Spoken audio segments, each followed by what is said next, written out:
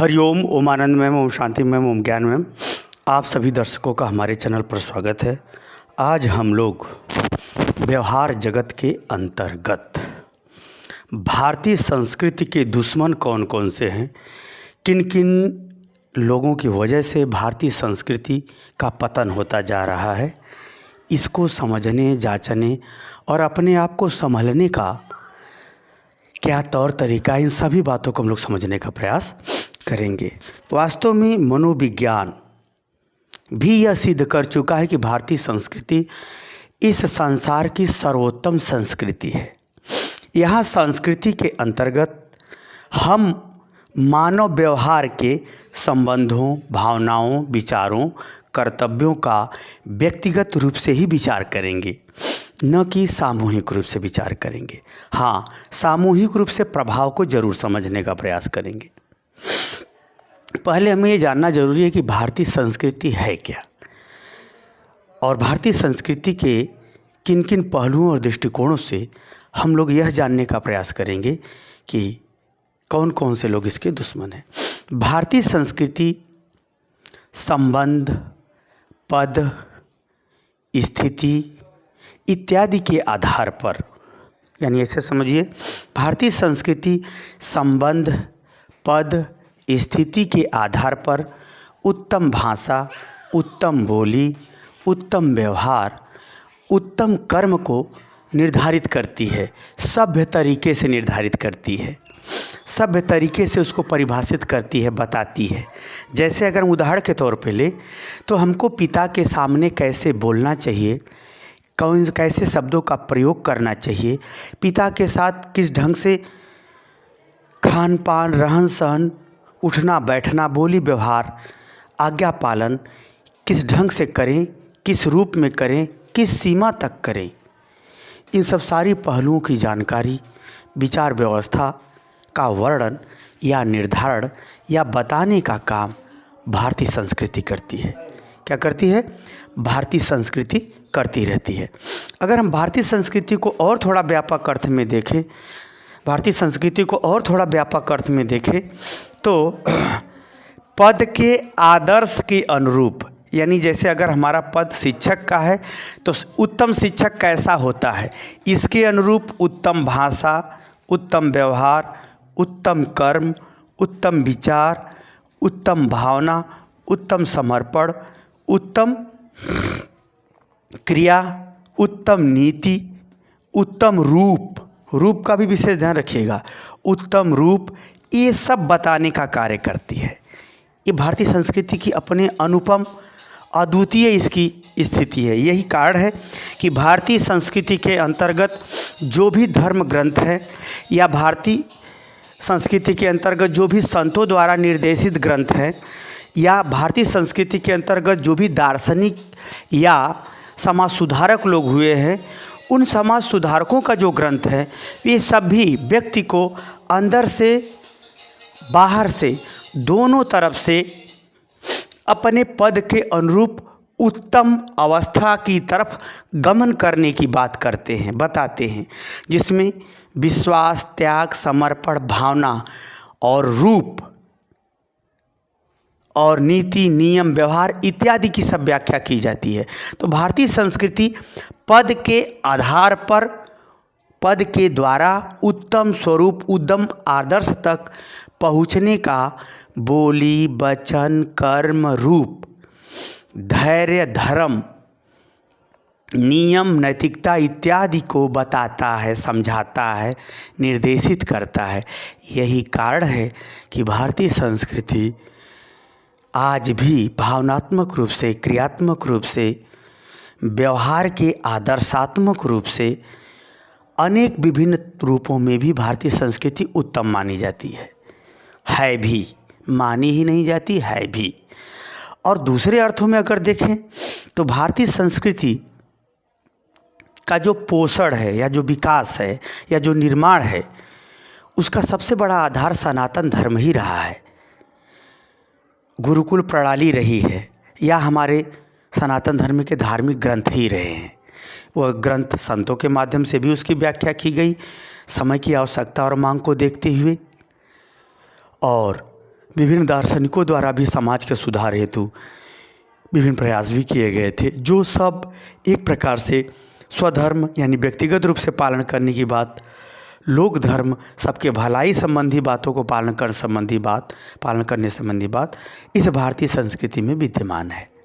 इस व्याख्या की तो ये जो भारतीय संस्कृति को ध्यान रखिएगा, हमने इसलिए एक टॉपिक उठाया, उसकी बहुत व्यापकता है, इसलिए मेरी बात को समझिए। भारतीय संस्कृति पद के आधार पर उत्तम भाषा, उत्तम कर्म, उत्तम नियम, उत्तम धर्म, उत्तम रूप का आदर्शात्मक वर्णन करता है, बताता है, निर्देशित करता है, समझाता है, उस पर चलाने का प्रयास करता है। यही क्या है? भारतीय संस्कृति। अब चलते हैं भारतीय संस्कृति के दुश्मन कौन कौन से हैं। भारतीय संस्कृति के दुश्मन कौन? बड़े अचरज की बात है, भारतीय संस्कृति पूरे विश्व में सबसे अच्छी संस्कृति है भी, मनोविज्ञान सिद्ध भी कर चुका है, और कोई इस पे चले या न चले मानते ज़रूर हैं। अब चलते इस भारतीय संस्कृति के दुश्मन कौन कौन से हैं, उस पर हम लोग चर्चा करते हैं। अगर हम भारतीय संस्कृति के दुश्मन की बात करें तो पहला दुश्मन तो क्या है? शिक्षा ही है। क्या है? शिक्षा है। भारतीय संस्कृति का पहला दुश्मन क्या है? शिक्षा। आज भी भारतीय शिक्षा में जो भारतीय संस्कृति का उत्तम साहित्य रहा है या उत्तम आदर्शात्मक व्यवहार रहा है, उसका अध्ययन अध्यापन शिक्षा में पर्याप्त स्तरों तक नहीं कराया जाता है।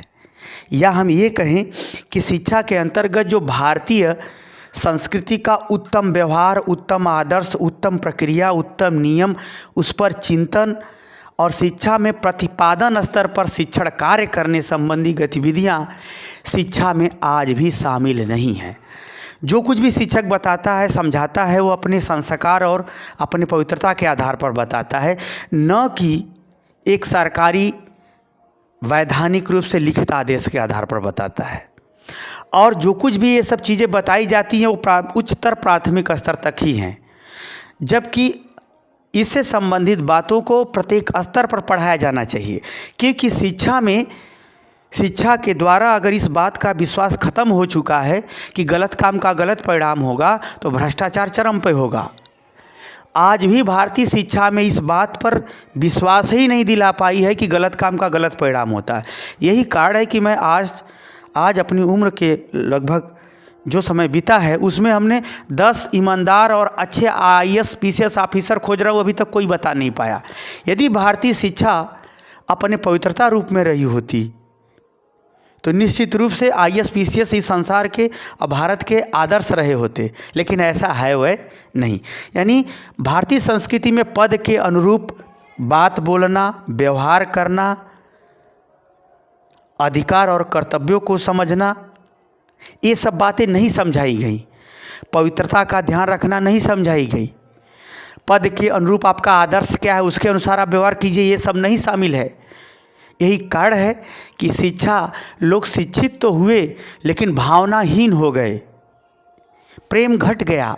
मोबाइल सबके पास है, प्रेम घट गया, दूरी घट गई, अरे दूरी बढ़ गई, मोबाइल होते हुए भी दूरी बढ़ गई।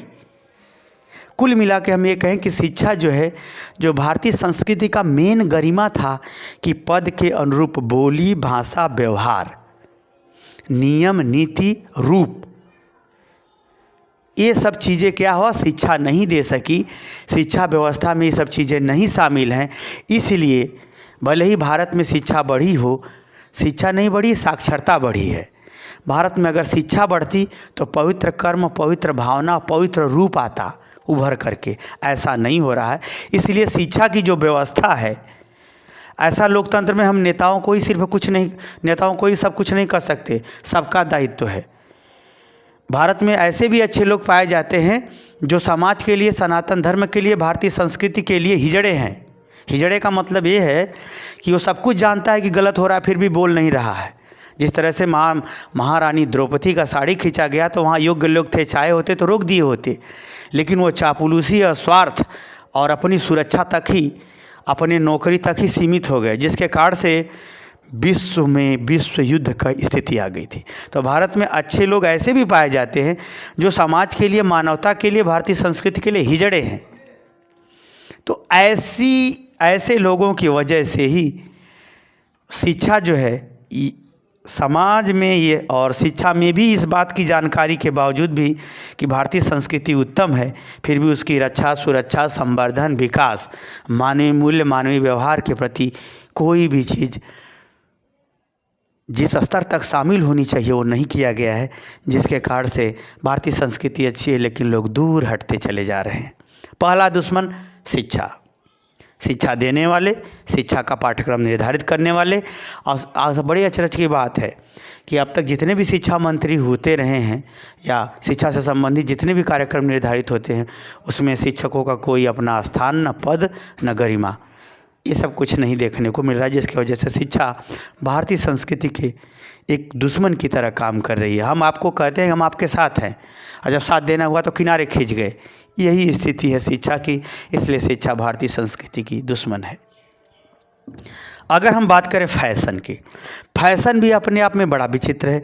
भारतीय संस्कृति पद के अनुरूप उत्तम रूप की भी व्याख्या करती है। पिता के सामने किस रंग, ढंग, हाव भाव, रंग रूप से होना चाहिए, पति पत्नी के रिश्ते में, समाज के रिश्ते में, गुरु शिष्य के रिश्ते में, वह रूप की व्याख्या करता है। अगर आप दिल के पवित्र हैं तो वेश्याओं जैसे दिखने की क्या ज़रूरत। अगर आपका कर्म पवित्र है तो अपराधियों जैसा दिखने की क्या ज़रूरत। तो फैशन भले ही स्त्रियां कहती हों कि हम बड़े भावना से पवित्र हैं, भावना से पवित्र हैं तो गंदा रूप क्यों बनाएं। आप हमारा एक प्रश्न का उत्तर दीजिए तो आप इसे समझ जाएंगे। जो भी फैशन करने वाली स्त्री पुरुष है, बस उनसे इतना पूछिए कि गंदी महिलाएं गंदे पुरुष अंग प्रदर्शन में क्या दिखाते हैं, वैसा आप मत दिखाइए, तब हम आपके फैशन को फैशन मानेंगे। हमारे जीवन में आज तक कोई उत्तर नहीं दे पाया। हमने बस ये कहा कि फैशन तुम नहीं जानते हो, तुम नहीं करते हो तो क्या फैशन खराब है। तो हमने बस उससे इतना कहा कि ये बताओ वेश्या अंग प्रदर्शन में दिखाती क्या है। एक वेश्या के रंग रूप श्रृंगार का और एक पतिव्रता के रंग रूप श्रृंगार का कम से कम 10 ठो अंतर बता दो, तब हम मान लेंगे कि फैशन अच्छा है। हकीकत बात है कि वो जवाब ही नहीं दे पाया, भाग गया। आप इसका उत्तर खोजिएगा।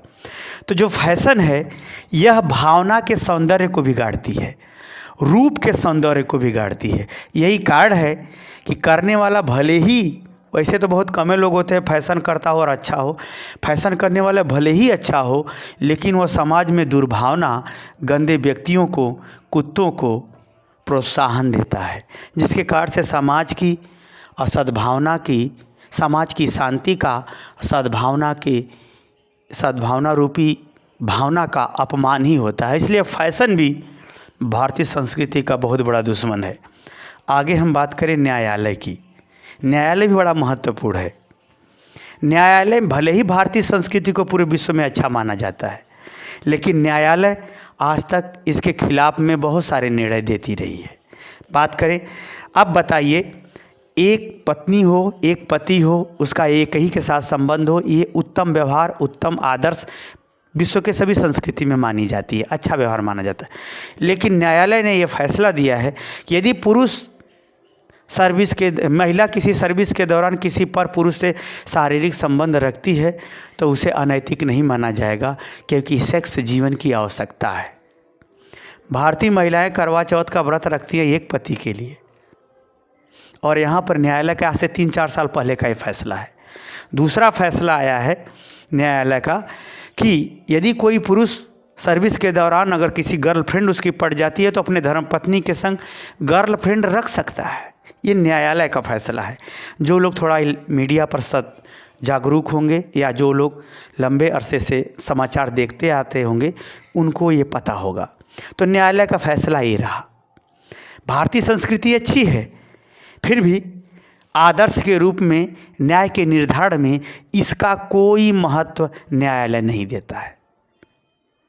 ये है न्यायालय की स्थिति। यदि न्यायालय ये जानता है कि अपराध तत्काल में अगर निर्णय न लिया जाए तो अपराध को बढ़ने का समय मिलता है, तो भी न्यायालय न्याय के लिए तत्कालीन व्यवस्था न नेता करने को तैयार है, न न्यायालय करने के लिए तैयार है। इसलिए भारतीय संस्कृति के दुश्मन के रूप में न्यायालय भी अप्रत्यक्ष रूप से अपना योगदान दे रहा है या सक्रिय है।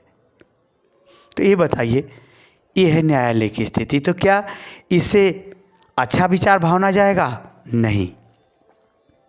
तो न्यायालय भी हमारे भारतीय संस्कृति का एक अप्रत्यक्ष रूप से मानवीय मूल्य, मानवीय भावनाओं के को आघात पहुंचाने का साधन बन चुका है।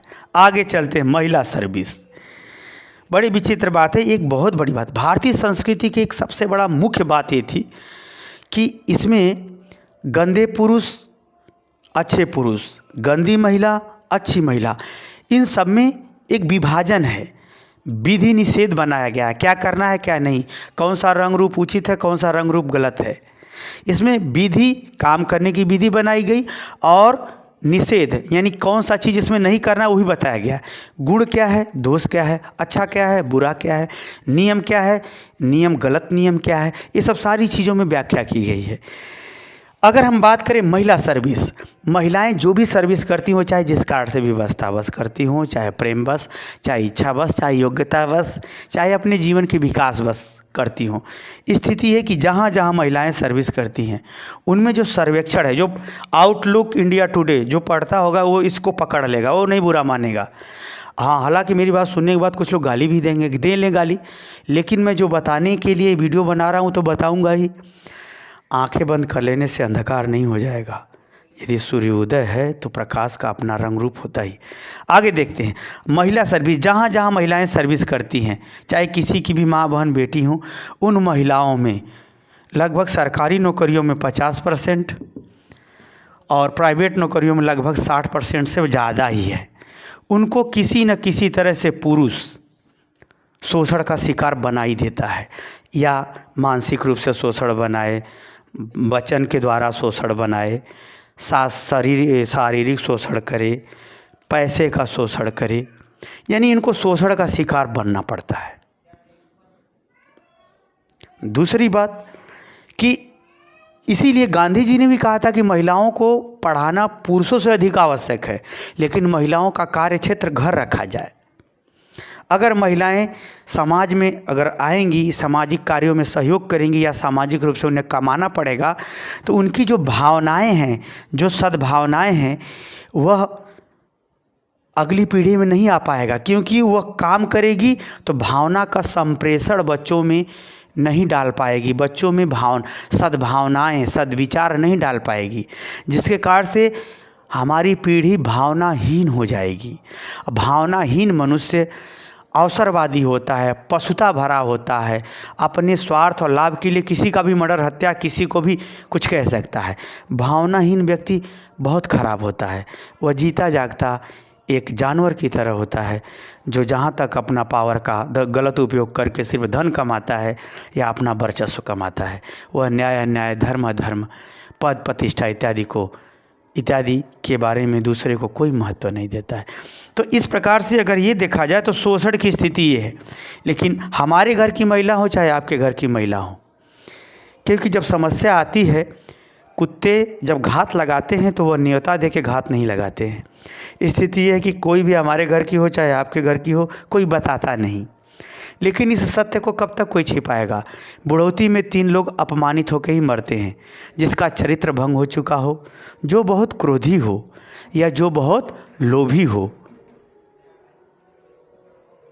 इस सब लोगों को बुढ़ौती में अपने तो ऐसे जहाँ पर दोनों लोग सर्विस करते हों, उनके बच्चे भले ही योग्य हों लेकिन भावनाहीन होते हैं। तो ऐसे लोगों के लिए वृद्धा आश्रम की व्यवस्था आज धीरे धीरे हो रही है, जहाँ पर भावनाहीनता खत्म हो गई। तो वहाँ पर धीरे धीरे वृद्धा आश्रम की व्यवस्था हो रही है, जबकि भारत में भारतीय संस्कृति में वृद्धा आश्रम का कोई अर्थ नहीं है। लेकिन जो लोग इस ढंग से इस रास्ते से गुजर रहे हैं या जिनके घर की संतान भावनाहीन है, वो लोग ऐसी परिस्थिति से ज़रूर गुजरेंगे, तो शोषण का शिकार होती हैं। इसके वजह से क्या होता है कि अभी तो नहीं, आगे भविष्य में परिणाम इसके बड़े भयानक आएंगे।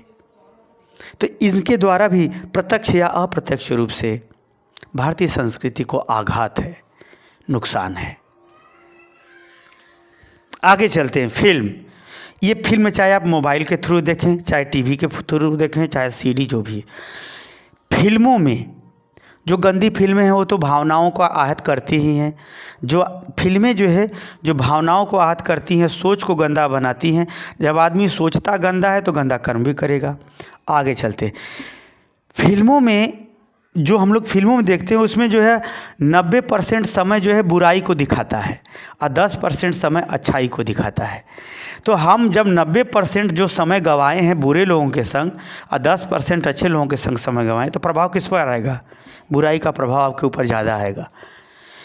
भले ही आप अच्छाई के पक्ष में न्याय दे लेते हो फिल्म देख करके, लेकिन उस समय आपका कोई उससे स्वार्थ जुड़ा नहीं है। लेकिन जब वैसी घटना या वैसा व्यवहार आपके समाज में होगा, तुरंत आप लाभ हानि का हिसाब लगाएंगे। तो बहुत कम ऐसे उच्च संस्कार वाले लोग होते हैं जो 10% को देख करके अपने जीवन में 100% सही व्यवहार करते हों।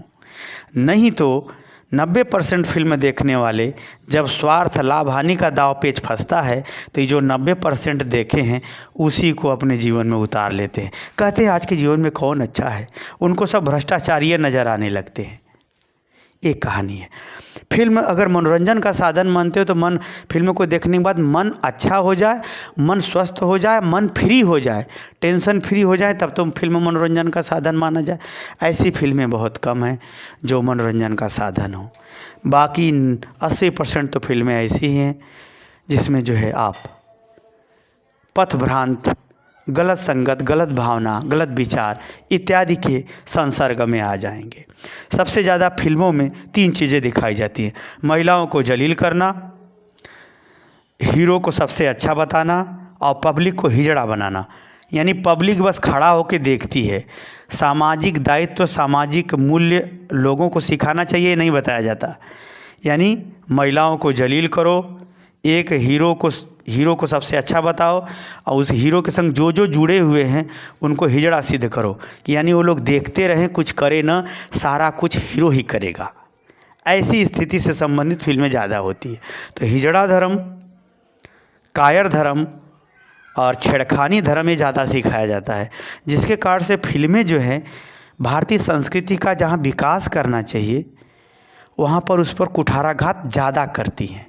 ऐसा नहीं कह रहा हूँ कि फिल्में ऐसी नहीं बनी हैं जो भारतीय संस्कृति के पक्ष में नहीं, फिल्में बनी है लेकिन उनकी संख्या मुट्ठी भर है। और भारतीय संस्कृति के विपरीत में जो फिल्में बनने वाली हैं उनकी संख्या बहुत ज़्यादा है। तो इसलिए ओवरऑल मिला करके अगर कहें तो फिल्म भारतीय संस्कृति को नुकसान ही पहुँचाती है, ये भी दुश्मन है। आगे पत्र और पत्रिका, जो प्रिंट मीडिया है, इसमें पत्र पत्रिकाएँ आती हैं गलत, गंदे महिलाओं के ही विषय में गंदगी छाप करके लोगों को पढ़वाती है। बहुत सारी पत्र पत्रिका आते हैं, समाचार पत्रों में फ़ोटो आते हैं, पत्रिकाओं में फ़ोटो आते हैं, किताबों में आते हैं, ये सब अनेक पोस्टर बैनर में आते हैं। जो पत्र पत्रिकाएं हैं उनमें जो गलत चित्र किया गया है या गलत भाषा का, गलत भावना का भी लिखा गया है और उस गलत भावना का किशोरावस्था में उस गलत भावनाओं को भड़का करके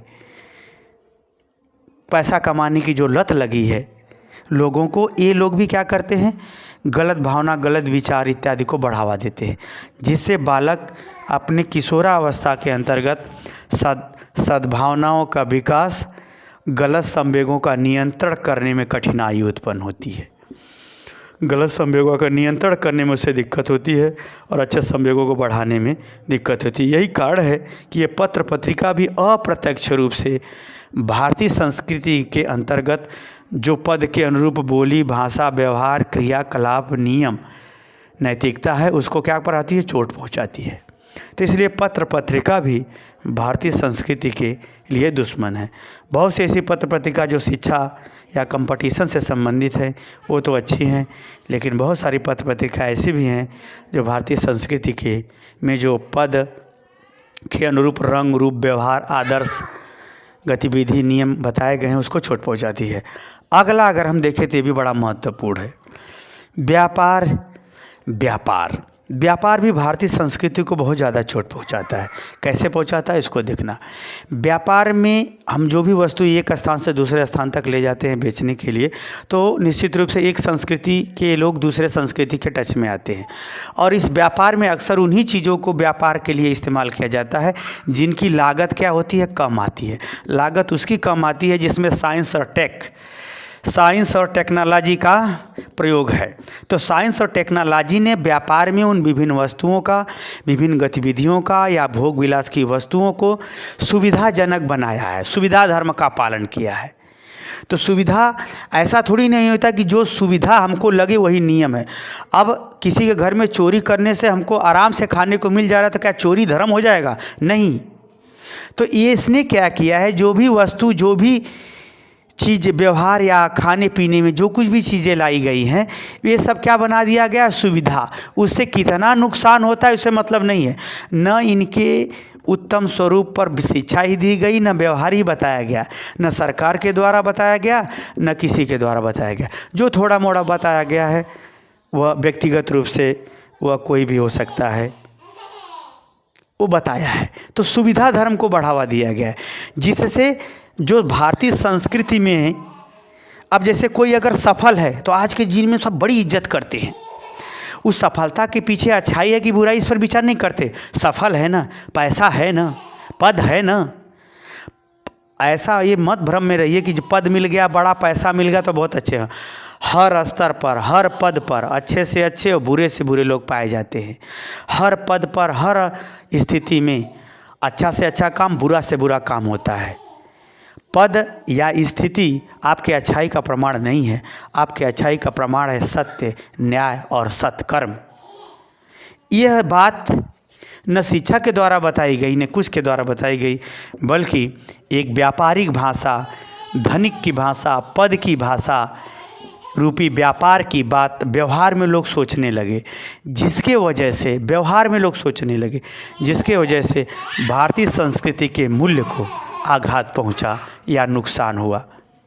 तो मैंने आपको क्या बताया कि भारतीय संस्कृति के जो दुश्मन हैं वह भारत में ही ज़्यादा हैं, क्योंकि भारत पढ़े लिखे विद्वानों का देश ज़रूर है, लेकिन भारतीय संस्कृति के लिए, सनातन धर्म के लिए मूर्खों का भी देश कहने में ज़्यादा हमको संकोच नहीं हो रहा है। तो कुल मिला के हम ये कहेंगे, भारतीय संस्कृति के प्रति जागरूक हो जाइए। धन वही अच्छा है जो शांति और सुख दे। हर गलत चीज़ का गलत ही परिणाम होता है, आज नहीं तो कल। तो भारतीय संस्कृति के प्रति जागरूक होइए, भारतीय संस्कृति के दुश्मनों को पहचानिए, लोकतंत्र में अपने दायित्व को सुनिश्चित करते हुए इसके लिए संघर्ष और प्रयास कीजिए। इसी में आपकी भलाई है, हमारी भलाई है। मुझे उम्मीद है भारतीय संस्कृति के दुश्मनों को आप समझ गए होंगे। समझ गए तो कमेंट बॉक्स में जरूर बताइए। साथ ही मेरे चैनल को लाइक शेयर सब्सक्राइब कीजिए। हरिओम।